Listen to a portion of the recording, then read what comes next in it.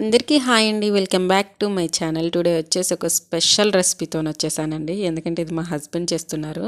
నాకు తెలిసి ఈ రెసిపీ అనేది ఎవరు చేయరేమో ఇంత వెరైటీగా. సో చూడండి, ఫస్ట్ ఆయిల్ వేసేసి జీలకర్ర ఆవాలు వేసేసి పచ్చిమిర్చి ఆనియన్స్ కరివేపాకు వేసి మంచిగా ఫ్రై అవ్వనిచ్చాడు. చూడండి, ఒక మంచి స్మైల్ ఇస్తాడు వీడియోకి మాత్రం. సో ఇలా చేసుకున్న తర్వాత అల్లం వెల్లుల్లి పేస్ట్, నేను వీడియో తీసుకోకముందుకే వేసాడు అల్లం వెల్లుల్లి పేస్ట్, మళ్ళీ వీడియో కోసం అట్లా యాక్టింగ్ చేస్తుండు.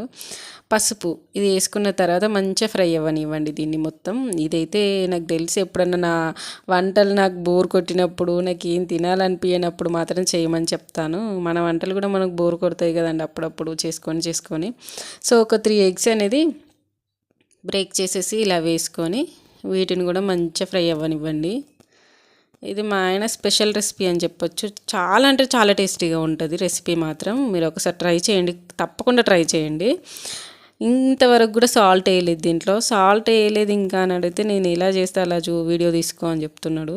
సో కారం అండ్ సాల్ట్ వేసేసి వీటిని కూడా ఒక 2 మినిట్స్ ఫ్రై చేసిండు మంచిగా. ఫ్రై చేసిన తర్వాత టమాటా కట్ చేసి పెట్టుకున్నాడు.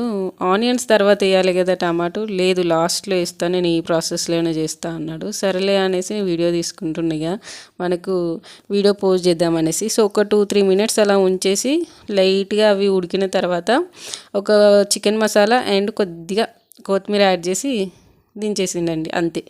కానీ చాలా అంటే చాలా బాగుంటుందండి, టేస్ట్ మాత్రం ట్రై చేయండి.